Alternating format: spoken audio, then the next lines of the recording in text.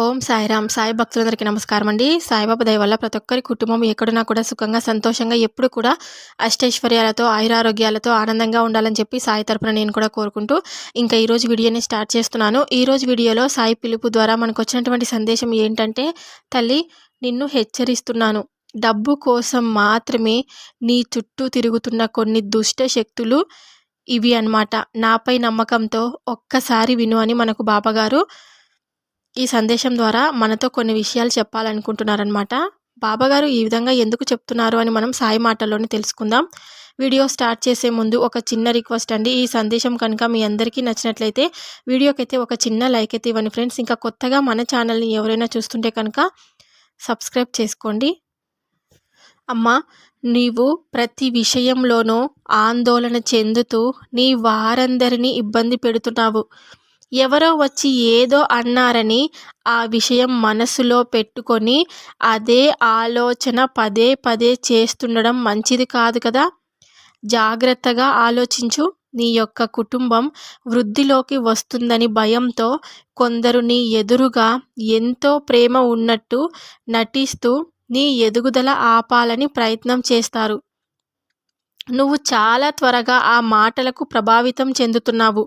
నువ్వు ఇటువంటి మానసిక స్థితిని వదిలిపెట్టాలి. లేకపోతే ఇటువంటి వారు చాలామంది నీ మనసు ప్రశాంతతను పోగొడుతుంటారు.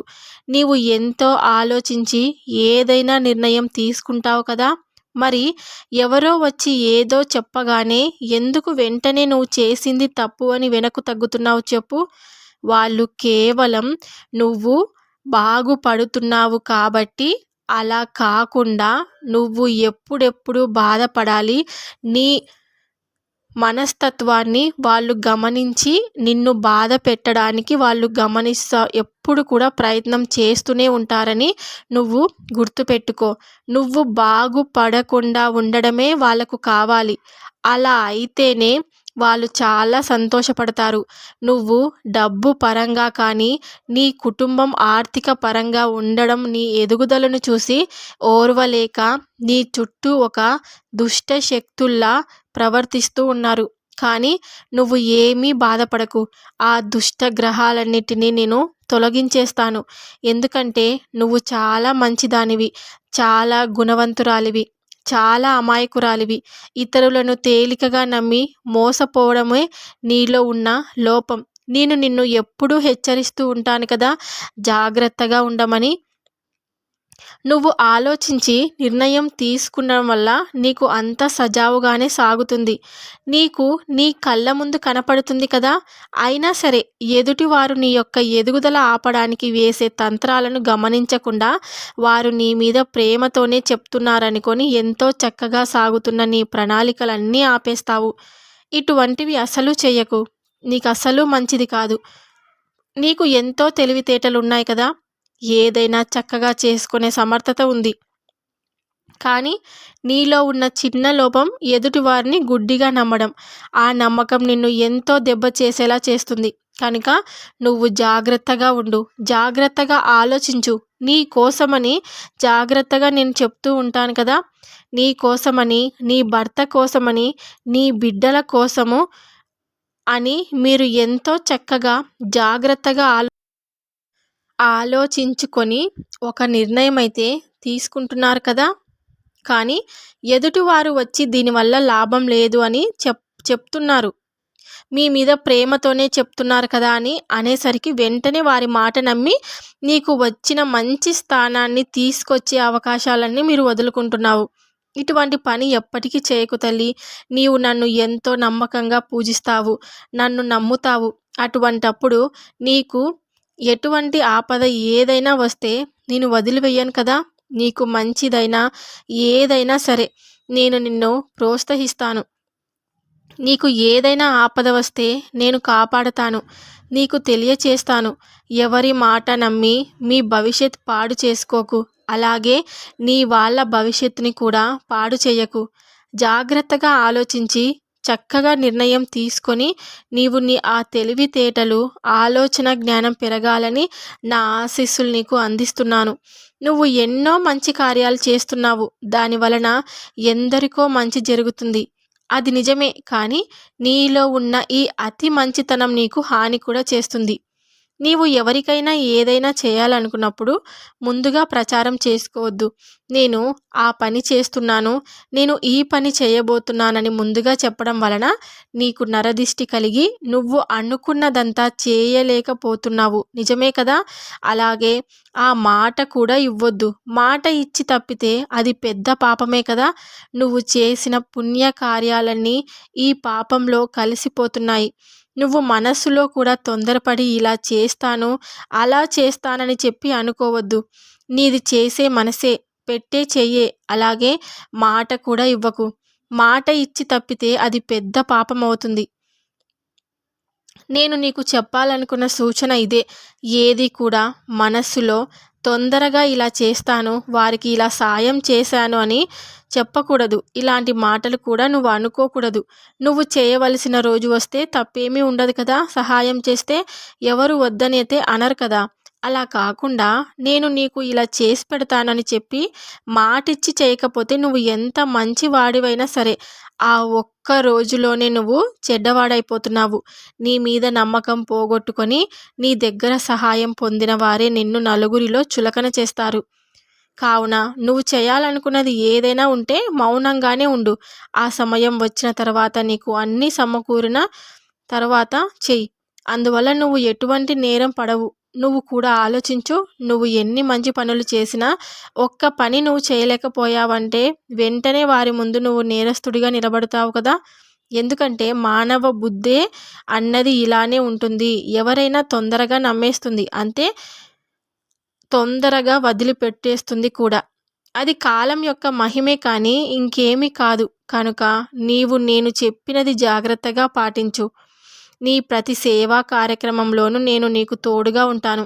నీవు జాగ్రత్తగా అడుగులు వేస్తూ తొందరపడి మాట ఇచ్చేయకుండా ఉండాలని, నా ఆశీస్సులు నీకు ఎప్పటికీ ఉంటాయని, నిన్ను ఎప్పుడూ కంటికి రెప్పలా కాపాడుకుంటానని నీకు నేను మాటిస్తున్నాను. సంకల్పం దృఢంగా ఉంటే ఏదైనా సాధించవచ్చు. ఎప్పుడు సడలని నమ్మకం, సాధించగలను అన్న ధైర్యం ఉంటే నీ గెలుపును ఈ ప్రపంచంలో ఎవరూ ఆపలేరు కదా! ఎప్పుడు కూడా నీ మనస్సుని ఆధీనంలో ఉంచుకో. మనసు అనేది చంచలమైనది. అందుకు ఉన్న ఒకే ఒక మార్గం ధ్యానం మాత్రమే. నీకు వీలుగా ప్రశాంతంగా ఉండే సమయం ఎంచుకో. రోజు ఒక అరగంట ధ్యానంలో ఉండు. కొద్ది రోజులలోనే నీ స్థితిలో మార్పు నీకు స్పష్టంగా కనపడుతుంది. నీ చుట్టూ తిరిగిన దుష్ట శక్తులన్నీ ఖచ్చితంగా తొలగిపోతాయి. నీ చుట్టూ చురుకైన శుభకరమైన రక్షణ కవచం ఏర్పడుతుంది. అందువల్ల నువ్వు ఆకర్షణీయంగా కూడా మారతావు. నిన్ను చూసిన ఎవరికైనా నీ మీద గౌరవప్రదమైన ఆలోచన కూడా వస్తుంది. నీ యొక్క మాట తీరు కూడా నలుగురికి ఆకర్షించేలా మృదువుగా మారుతుంది. అందువల్ల నీ యొక్క వృత్తి వ్యాపారాలలో అభివృద్ధి కూడా నువ్వు సాధిస్తావు. జీవితంలో స్థిరత్వం వస్తుంది. తలచిన ఏ పనిలోనైనా విజయం నీ సొంతమవుతుంది. ఏనాడు ఓటమి అన్నది నీకు ఉండదు. నువ్వు సాధించాలి అనుకున్నవి అన్నీ సాధించే తీరుతావు. అయితే ఇది కూడా ఒకటి తెలుసుకో. నీ మనసుతో పాటు నీ చుట్టూ ఉన్నవారు కూడా నిన్ను స్థిమితంగా ఉండనీయకపోవచ్చు. ఎందుకంటే ఒకరిని బాధ పెట్టడమే వాళ్ళకి కావాలి కాబట్టి. మనసునైతే నువ్వు సాధనతో నీ ఆధీనంలో పెట్టవచ్చు. వారిని ఎలా నీ ఆధీనంలో ఉంచగలవు? ఆ ప్రయత్నం వృధా. అందుకోసం నువ్వు నీ సమయం వృధా చేసుకోకు. ఎవరు ఎన్ని రకాలుగా అనినా నీ యొక్క మొహంలో చిరునవ్వు చెదరనివ్వకు. అదే వారికి సరైన సమాధానం.